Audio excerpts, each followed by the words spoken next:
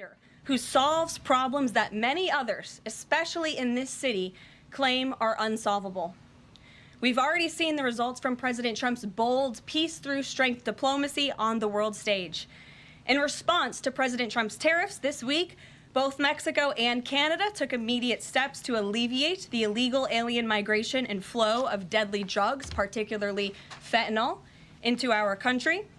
Mexico's President Claudia Sheinbaum agreed to permanently supply 10,000 Mexican soldiers on the U.S. border who will be specifically designated to stopping fentanyl and criminal aliens from pouring into our country. And Canada's Prime Minister Justin Trudeau agreed to appoint a fentanyl czar, list cartels as terrorists, and increase resources to assist the 10,000 frontline personnel at our northern border with Canada. In recognition of these steps, President Trump paused the implementation of tariffs for 1 month while negotiations continue and final deals can be structured. Throughout the transition and during his inaugural address, President Trump made it known that the United States cannot and will not allow the Chinese Communist Party to continue with its effective and growing control over the Panama Canal. Following Secretary Rubio's successful first trip and visit there over the weekend, Panama's president said he will allow its participation in the Chinese Communist Party's, it will no longer allow the participation in the Belt and Road Initiative. That participation will expire. This is significant because Panama was the first Latin American nation to join Belt and Road and now becomes the first to back away from it because of President Trump. And to assist with the ongoing mass deportation effort, El Salvador's president has agreed to the most unprecedented migratory agreement anywhere in the world. Because President Trump is back in charge, El Salvador has offered for illegal aliens of any nationality facing deportation in the U.S. to be booked in his country's prison system.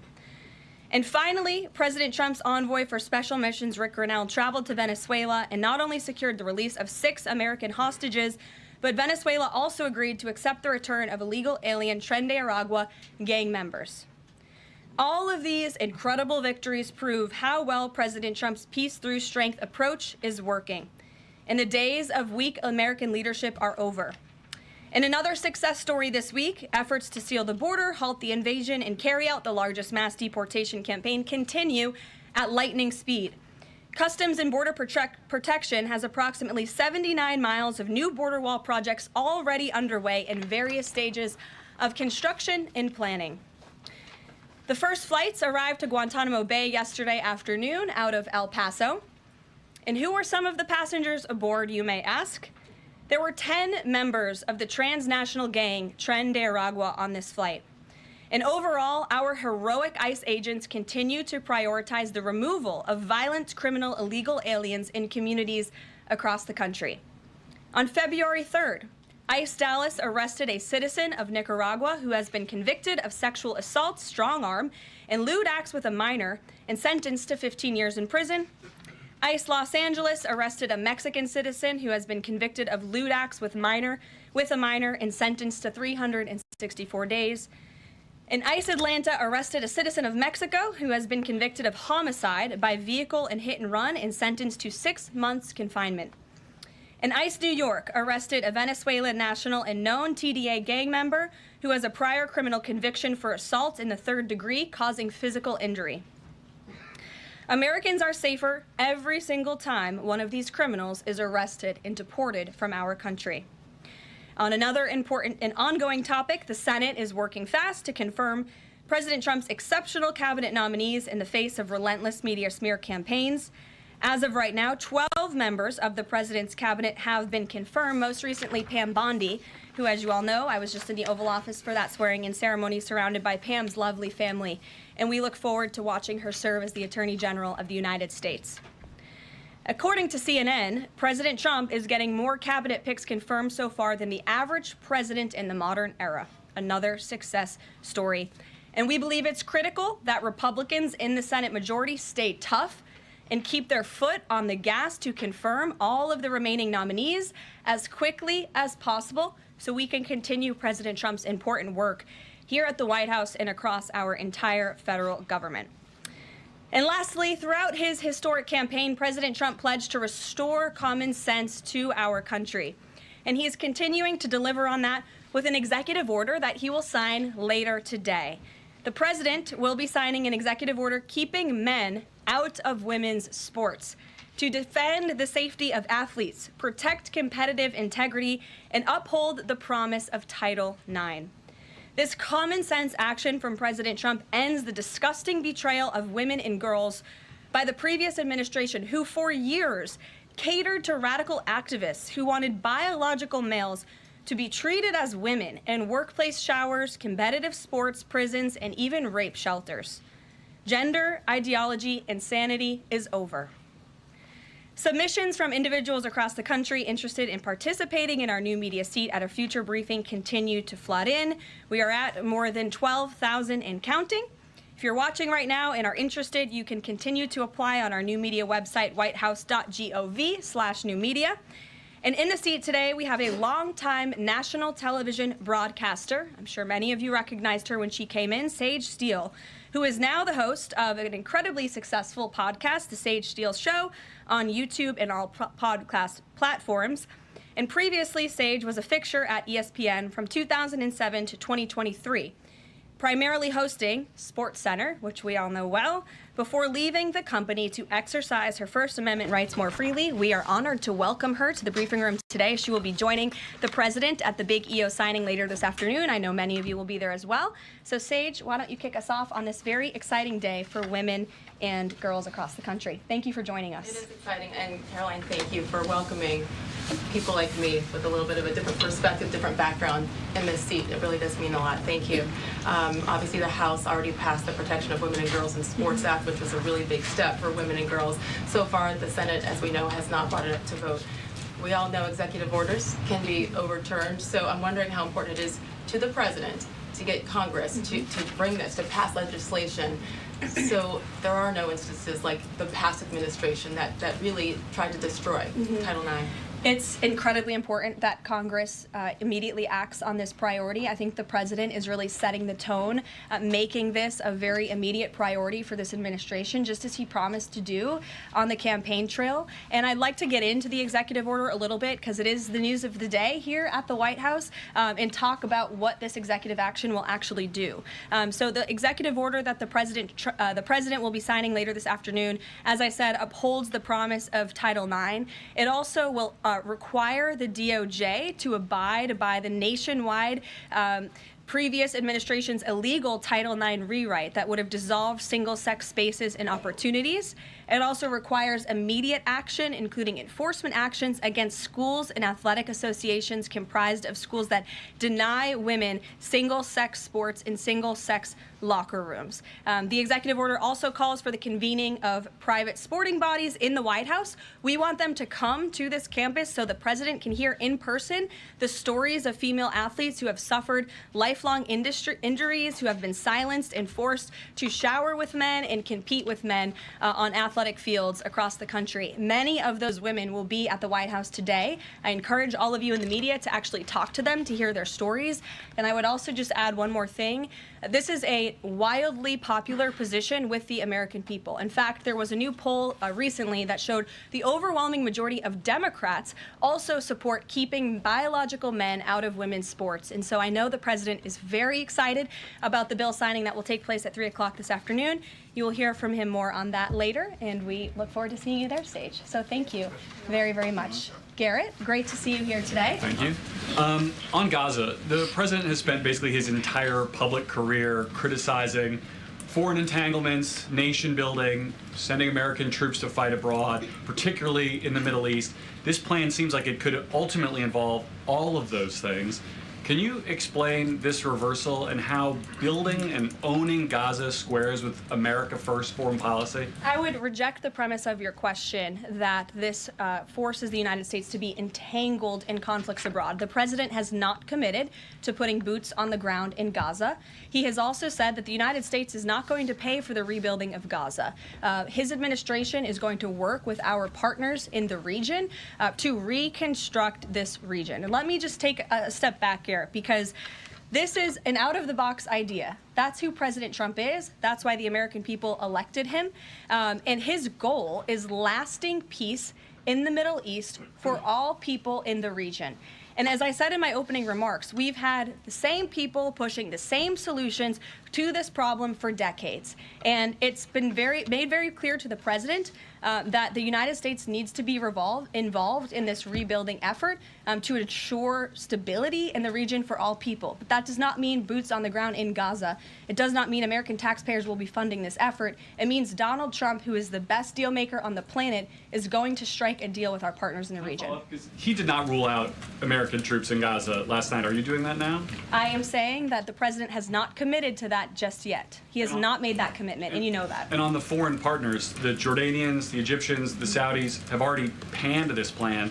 What foreign partners, if any, have expressed any interest in being part of it? Well, the president has said he's been socialing this idea for quite some time. He's been thinking about this. He said in his remarks last night, this was not a decision or an announcement that he takes lightly. And the president has already spoken to the President al-Sisi. In fact, that was his first foreign leader call. He's meeting with the King of Jordan, King Abdullah, next week. He spoke with the King of Bahrain. He spoke with the Crown Prince of Saudi Arabia, and he has made it very clear, he's been very vocal, that he expects our partners in the region, particularly Egypt and Jordan, to accept Palestinian refugees temporarily so that we can rebuild their home. I'd like to show you some images of Gaza that were taken. Fox News aired this. I mean, that is, as they put it, in an apocalyptic scene in Gaza. This is an uninhabitable place for human beings. Do you really think that families can live their dream in a region that looks like this, with no running water, no electricity? And the special envoy to the president, Steve Witkoff, recently traveled to Gaza, as you all know. And he came back with images that he showed the president of the dire situation here. And the president made this decision with a humanitarian heart for all people in the region. Peter. Thank you, Caroline. Are any officials here preparing to fight Democratic lawmakers in the streets? Absolutely not. So some of these, thanks for the question. Some elected Democrats are so steamed about Doge. Congresswoman LaMonica McIver says we are at war. Ilhan Omar says we might actually see somebody get killed. And Chris Van Hollen says we have to fight this in the Congress. We have to fight this in the streets. So what now? And may I just point out, if you heard that type of violent, enticing rhetoric from our side of the aisle, from Republican leaders on Capitol Hill, I think there would be a lot more outrage in this room today. It's unacceptable, the comments that have been made by these Democrat leaders, and frankly, they don't even know what they're talking about. Because President Trump was elected with a mandate from the American people to make this government more efficient. He campaigned across this country with Elon Musk, vowing that Elon was going to head up the Department of Government Efficiency, and the two of them, with a great team around them, were going to look at the receipts of this federal government and ensure it's accountable to American taxpayers. That's all that is happening here. And for Democrat officials to incite violence and encourage Americans to take to the streets is incredibly alarming, and they should be held accountable for that rhetoric. It sounds like something that they're most concerned about is Doge engineers with access to Treasury systems. Can you clarify? Do the Doge engineers have read-only access in these systems, so they are not allowed to write new code? No. They are not. Okay. No. And then one more thing. NBC is reporting that some of the illegal immigrants that we've seen rounded up and arrested are not being deported. They're being released with ankle or wrist monitoring devices, or they have to check in on the phone. So is the administration arresting more people than you have room for? I have seen the reports, and I'm glad you brought it up because we want to address it. There have been a total of 461 illegal aliens. This is of this morning when I got this information from DHS that have been released from custody of the more than 8,000 that have been arrested since President Trump was inaugurated. It's less than 6%, and there are reasons for their release. Some of the factors include a lack of significant likelihood of removal in the foreseeable future, lack of detention availability, which is something this president and this administration has been incredibly vocal about. We are doing everything we can to deport and detain illegal immigrants, but we need Congress's help to increase funding for Border Patrol and for ICE to increase detention capability in our facilities. And then other serious medical conditions have also been the reasons for some of the release of these individuals. But none of them have final deportation orders. Many of them are probably contesting their immigration status. I'd refer you to DHS for more details, but I did get that information because I knew it would be a question, so thank you. Sure. Yes. The president and you here again today have made clear, given the devastation, you think Palestinians have no choice but to leave Gaza and go elsewhere. But Palestinians say this is their home. They don't want to go. The president last night said he's willing to use the military if necessary. Is the U.S. prepared to remove Palestinians from Gaza by force? The president is prepared to rebuild Gaza for Palestinians and all people in the region, peace-loving people who want real economic development and opportunity in the region. This is a region that has been controlled by Iranian-backed terrorists, Hamas, who have brutalized not just Israelis but Palestinians too. It is because of Hamas that you see those images on that screen, that Gaza has become a demolition site because Hamas launched that brutal attack on Israel on October the 7th. And so again, I would stress, President Trump wants to ensure that this can be a place where all people can live in peace. He is a peacemaker in chief. He made that very clear in his first term. And as for how that will be accomplished, the president and his team are talking with our allies in the region to consider next steps. But should the American people be prepared to see U.S. military on the ground fighting a ground war against Hamas? Again, the president has not committed to U.S. troops in the region. But it is an option. I have said that the president has not committed to that yet. Sure. If I could just follow up on that, though, why not rule out the idea of committing U.S. troops? This has been a long-standing argument that the president has made really over the last decade or so, talking about endless wars and not something the U.S. wants. Why not rule out troops? Because I think the president is very good when he's making deals and negotiating not to rule out anything because he wants to preserve that leverage in negotiations. And so I think that's what he's doing here. Mary. Follow up on that, though. He also said that everyone loves this plan. He said that in the Oval Office this morning. Sure. In fact, the Deputy Prime Minister of Jordan called it a declaration of war on the Arab people. So how does he square the fact that even some Republicans on the Hill are objecting to this or questioning this? How does he square the fact saying everyone loves this plan? Well, King Abdullah of Jordan will be here next week, so I can provide you more context on the conversations he will have directly with the President of the United States after that meeting. And I would just point out that there's been a lot of leaders and officials all around the world who have doubted, I suppose, the deal-making ability of President Trump. You heard the Panama leader saying that he would not agree to some of the concessions that he has now made because of Secretary Rubio's visit. You had the Colombian president saying he wouldn't accept flights of Colombian illegal nationals who have entered into our country illegally, and those flights are underway. So actions speak louder than words. Dasha. Caroline, you said the president has been working on this idea for a while behind the scenes now. Is there a written plan based on the president's proposal for Gaza? And if so, when was it drafted and who had a hand in that? The plan was written in the president's remarks last night as he revealed it to the world and to the American people, and his team are continuing to be engaged on this effort. I saw the National Security Advisor this morning. He has a very busy day of calls, and they will, again, continue to engage with our partners. That includes Steve Witkoff as well. Mary.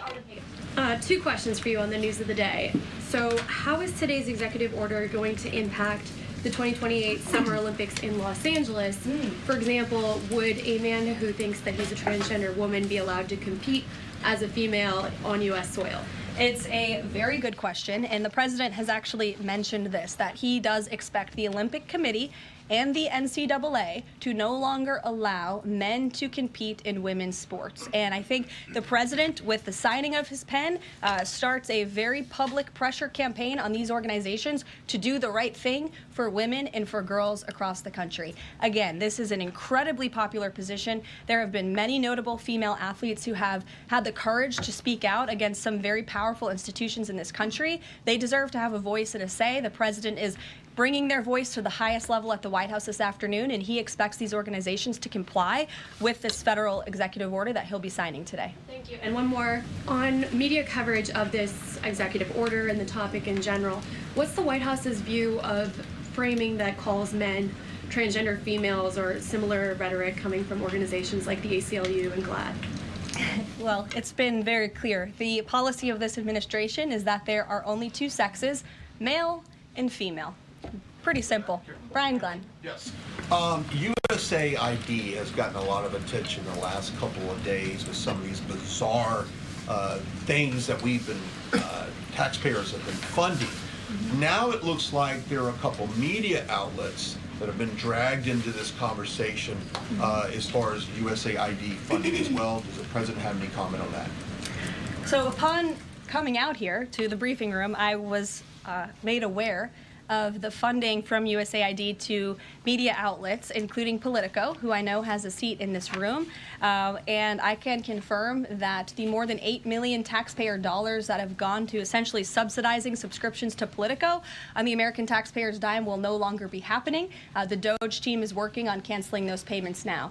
Again, this is a whole of government effort to ensure that we are going line by line when it comes to the federal government's books. And this president and his team are making decisions across the board on, do these receipts serve the interests of the American people?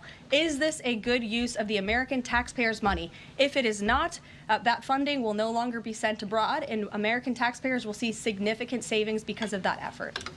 Thank you. I'd like to give some love to the back row. I've heard that unfortunately they haven't been called on in years past. So Reagan, why don't you go ahead? Thanks, Caroline. The WHC announced that comedian Amber Ruffin, who has called the president a toddler with his pants pulled down, will be the entertainment for this year's Correspondents' Dinner. Does the White House have a reaction to this choice, and will the president be attending the dinner this year? Certainly an interesting choice. I have the president's invitation on my desk. I have the invitation for myself on my desk as well. Haven't talked to the president about it. When he makes his decision, I will let you all know. But definitely an interesting choice of the comedian. I'll talk to the boss about it and see what we decide. Sure, go ahead. Caroline, in the back, yes. Thank you. Yes. Appreciate it. On the executive order set to be signed today, you said that this will be enforced. Can you spell out for schools and the public how exactly the administration plans to enforce this, even at the local level? And on top of that, there are human rights groups who say that this could expose kids to discrimination. What is your response to that? I think kids have already been exposed to discrimination, especially young women and girls who have been forced to shower in locker rooms with biological men, who have been forced to compete on playing fields with biological men, which is incredibly unfair and unsafe, and again, an incredibly unpopular policy with the American people. As for the actions that this executive order takes, I already laid those out at the beginning of the briefing. I'm happy to give you a copy of this fact sheet so you can let your audiences across the country know. What's your message to schools who don't comply with this? They should, because it's going to be federal law in about an hour and a half. So your colleague to your right, to my Thanks, left. Caroline. Yes. Taylor with Spectrum News. You talked a bit about Doge. Elon Musk is currently a, quote, special government employee who also owns companies that have billions of dollars in federal contracts. You said earlier this week that he has abided by all applicable federal laws, but what steps is the Trump administration taking to address that conflict of interest? The president was already asked and answered this question this week, and he said if Elon Musk comes across a conflict of interest with the contracts and the funding that Doge is overseeing, then Elon will excuse himself from those contracts. And he has, again, abided by all applicable laws. In the back left, go ahead. Trade advisor Peter Navarro, when asked about the External Revenue Service today, said, quote, we're going to collect a lot of tariff revenues and we're going to get tax cuts out of it. Is it the official position of the White House that tariffs will lower taxes for Americans? The president has always been clear that he believes tariffs are a tax on foreign nations, and he's committed to cutting taxes for the American people here at home. He also believes tariffs are a great revenue raiser for this country, and that's exactly why he has committed to the creation of the External Revenue Service, which I think is a phenomenal idea. We'll just go down the whole row. Go ahead. Tom Bateman with the BBC. Can you confirm that under the President's plans for Gaza, any and all Palestinians who want to stay in Gaza on their land will be allowed to do so? I can confirm that the president is committed to rebuilding Gaza and to temporarily relocating those who are there because, as I've showed you repeatedly, it is a demolition site. There is no running water. There is no electricity. The president wants these individuals to live in peace. He is committed to doing that with this very bold new plan, and we will continue to keep you apprised of updates as we receive them. Ed Lawrence, that's not an answer. Yes, go ahead, Ed. I appreciate it. Thank you. So now that the President Trump's policies are starting to take shape, how long will it take to cycle through and get some of the actual prices that Americans are paying to come down? Prices at the store and at the grocery pump? Across the board, sure. Well, the president is doing everything he can, obviously, to reduce the cost of living crisis in this country as quickly as possible. That's why he signed a litany of executive orders across the board. In the first couple of weeks here, he declared a national energy emergency.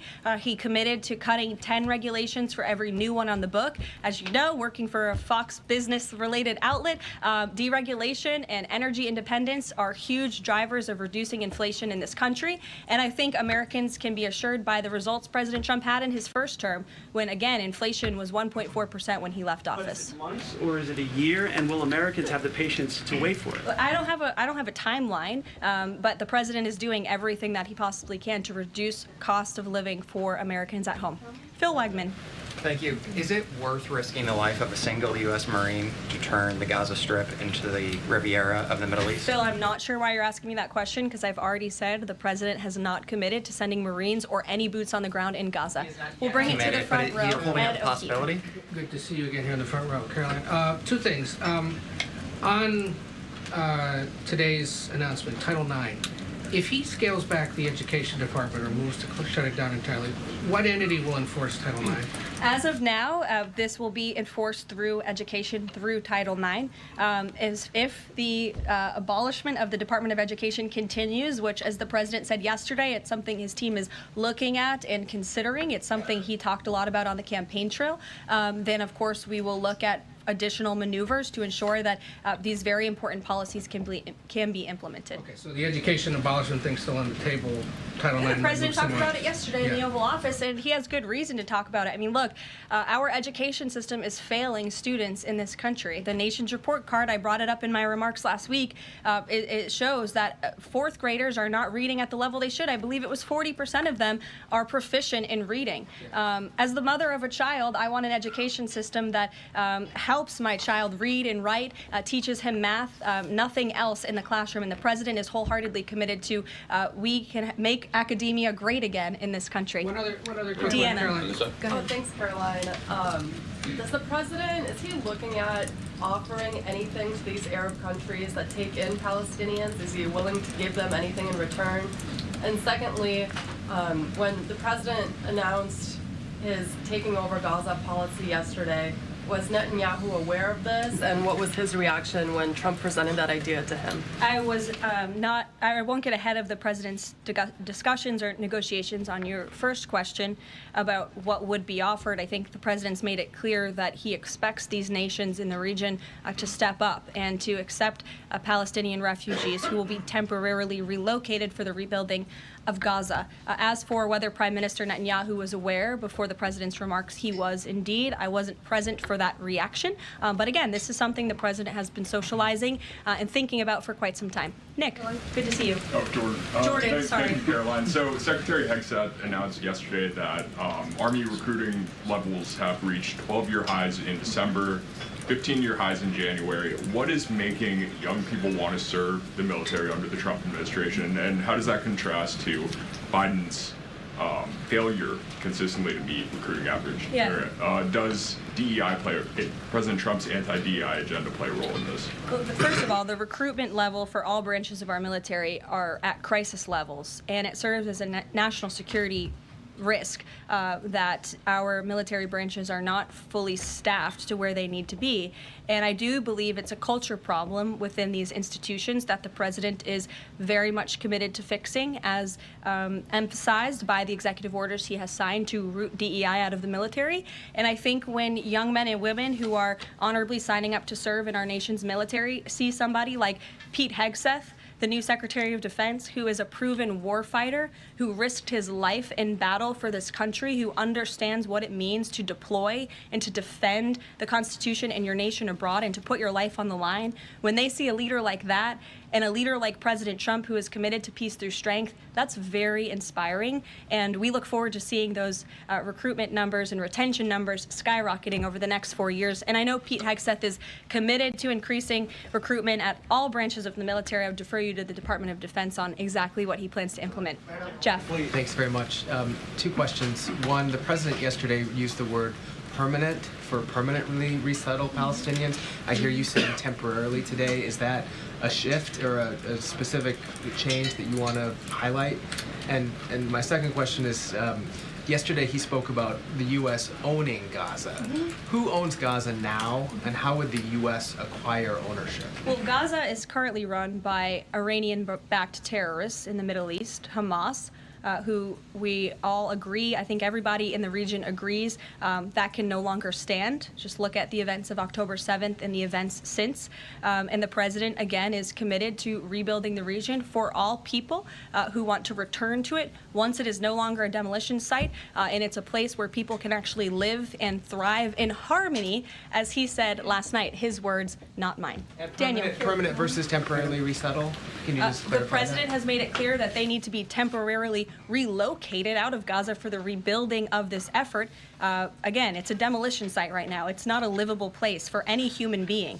And I think it's actually quite evil to suggest that people should live in such dire conditions. Daniel. Caroline, thank you so much. The Daily Guidance says that the president will be meeting with a pair of governors today, Governor Abbott of Texas and Governor Newsom of California. It comes after the president took executive action to turn the water back on in California. Billions of gallons are flowing now. What can you tell us about the two meetings and the importance of President Trump's actions to help people in California? Sure. Those meetings will be taking place shortly, so I will get out of here to get to those meetings. We can always provide you a readout, as we always do. We try to be very transparent about what the president is doing in the Oval Office. Perhaps he'll even call you in to join him. We never know around here, as you all know. But Governor Abbott is obviously a great friend and an ally to the president. He has been on the front lines of the border crisis in this country. And as for Governor Gavin Newsom, well, the president is willing to work with anybody from blue states or red states to do what's best for the American people. And he really enjoyed, the president really enjoyed his trip to Pacific Palisades last week. He felt very inspired by the frustration of the residents there. And he has been wholeheartedly committed to ensuring that the water is flowing in California to prevent these wildfires, and also that people have access to their properties. And he has continued to apply tremendous pressure to Gavin Newsom and also the Los Angeles mayor to allow private residents and property owners to access their property. He believes that's their right to do so, and they should be able to do it. And one more thing before I wrap up, because I do want to get to these meetings, and I will see you all at the EO signing later this afternoon. I would just say that you brought to mind California and North Carolina, who continue to be on our hearts, and the president and this administration are committed to ensuring that these individuals get the funding that they need. And I would just say a strong message to Democrats who are out there pretending to be outraged about the long list of crap that this administration is cutting, federal waste and funding, like $2 million for sex changes in Guatemala, $6 million to fund tourism in Egypt, $20 million on a new Sesame Street show in Iraq, $4.5 million to combat disinformation in Kazakhstan. I could go on, and I'm happy to provide this list to every single one of you. Democrats are outraged that the American people want to be, they want their taxpayers going to good uses, not stuff like this. But then they're very quiet about the fact that there are still North Carolinians and people in California who have lost everything, and in the last 4 years, this federal government did nothing to help them. This president will continue to put Americans first, and I think the successes of this week so far speak to that, and it's only Wednesday. So I'll see you guys later this week, and we'll see you this afternoon. Thank you very much.